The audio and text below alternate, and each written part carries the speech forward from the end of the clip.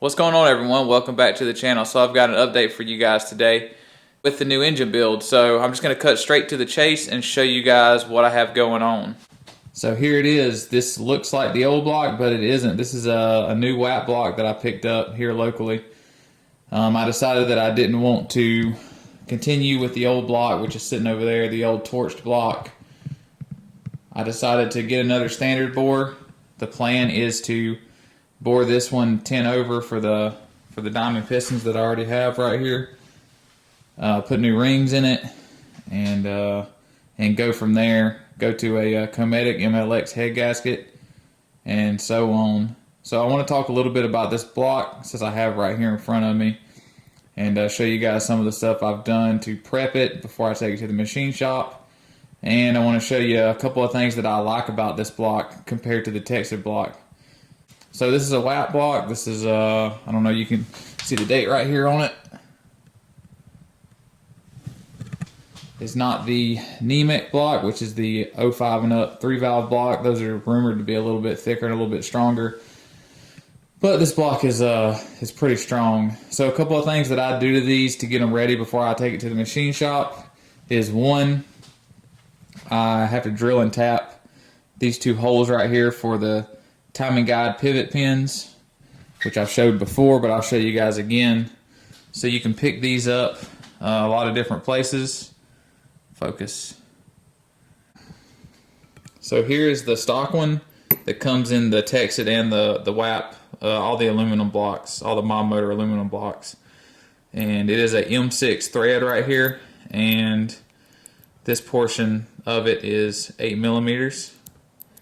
And then the upgraded one has an M8 threaded portion, and the pivot portion is 9 millimeters. So it's clearly much stronger than this one. And the issue that you run into whenever you try to run this one is on the two-step, these have been known to break. And if you break this, you're going to lose your timing, and it's going to be bad. You're going to put valves into pistons and everything else. So you just drill this block. The block gets drilled and then tapped for the M8 pin and screws right in. And I did freehand this. I didn't use the jig. There is a jig from Cobra Engineering, but I don't have it, so I just freehanded this one and get one right here and one right here. Another couple of things that I've done to the block is I've gone through and I've deburred all the sharp edges. I didn't waste my time and deburr any of the stuff on the deck surface because the block is going to get decked at the machine shop, and when it gets back, I'll deburr all these water jacket holes and the head stud holes. So basically any sharp edge on here I went through and deburred with the Dremel and a stone. Same on the bottom. I've already put my ARP main studs in the block. I torqued them up. I checked the align hole and it's good. I'm not going to show you guys how that's done because it's boring, but the block did check out good, so it doesn't need an align hole, which is starting to be, I'm starting to notice that these, at least these WAP blocks, they don't really require an align hole when you put ARP studs in them. But that may not be the truth for every block, so it's good to do it anytime you put the ARP main studs in. And what I mean by align hone with the ARP main studs is the ARP main studs have a higher torque value than the bolts, that the factory bolts that hold these caps down. So when you put more torque on these caps, there's a chance that they could distort, they could go out of round, and you have to fix that. But thankfully I don't have to do that on this block. So everything's deburred on the bottom. And then while I've got this block flipped over, I want to talk about a couple of things that I like about the WAP compared to the Texit block. So for one thing that I like about this block compared to the Texit is the main caps. This block has much thicker main caps than the Texit does, which to me means that they're going to be more rigid.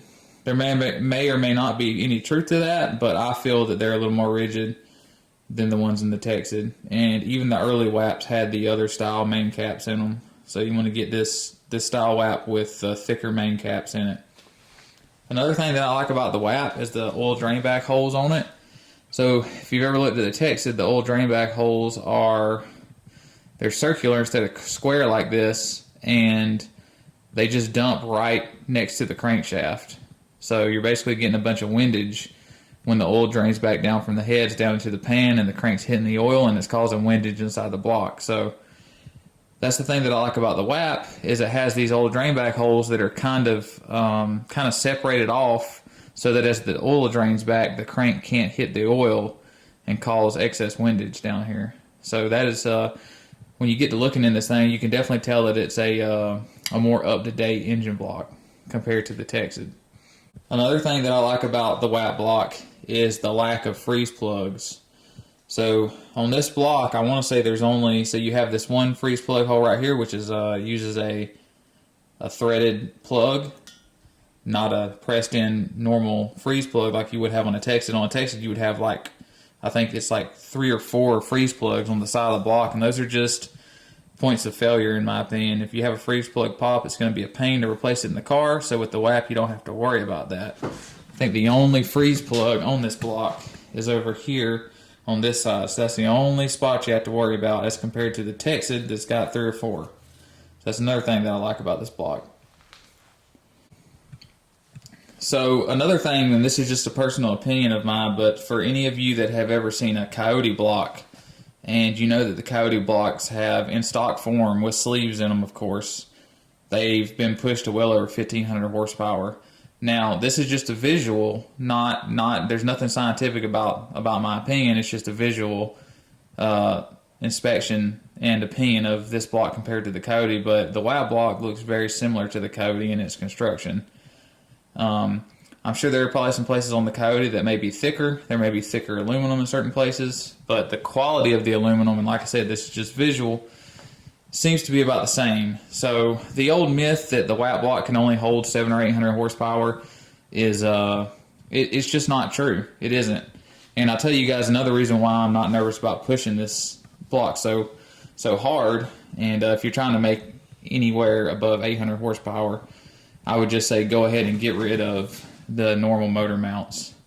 So I run motor plates, so I have a mid plate and motor plates in the front that sandwich the block together, and that holds the block more rigid instead of having a solid motor mount bolted to the side of the block here. So whenever you're making horsepower and you're torquing this block, you're pulling on the sides of the block, and this aluminum does give. So I could see if you try to push this thing really hard with a solid motor mount, then maybe you could run into some issues. But being that I have motor plates, I'm not really worried about that.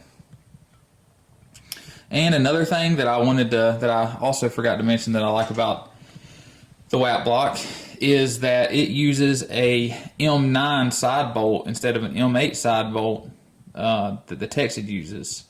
So the thing about this M9 side bolt is that it gets torqued to a higher torque value than the M8 bolt. So the M8 bolt gets torqued on the Texas, gets torqued to 32 foot-pounds, and the M9 side bolt on the WAP block gets torqued to 45 foot-pounds, which means that it has a better clamp load on the side of the main caps here, which I feel is important.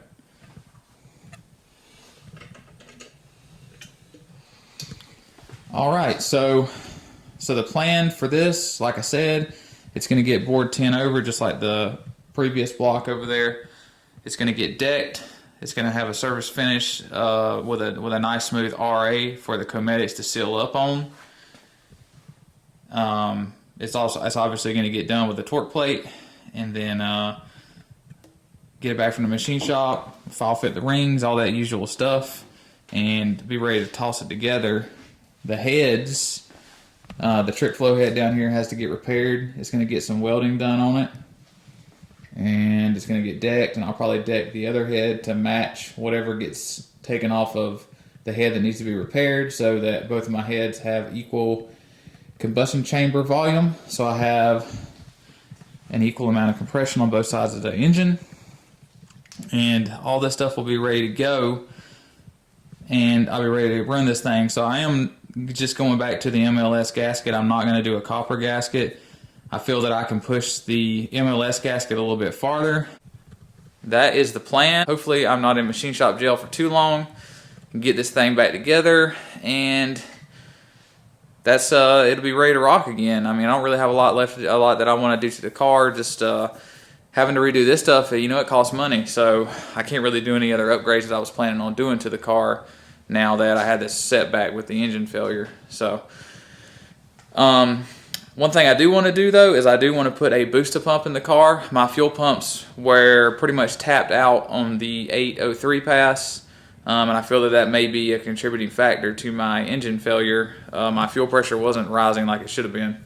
So put a booster pump on the two Walbro 525s and I should have plenty of fuel. And I'm going to go to a better fuel. I'm looking at Renegade fuel right now, Renegade E112. It's a race E85 and it has an octane rating of around 117. So I think that fuel will be plenty for what I need to do, what I plan on doing with this car. So that's the update for now, guys. Stay tuned, more videos coming. Like always, comment, like, and subscribe, and I'll talk to you guys later.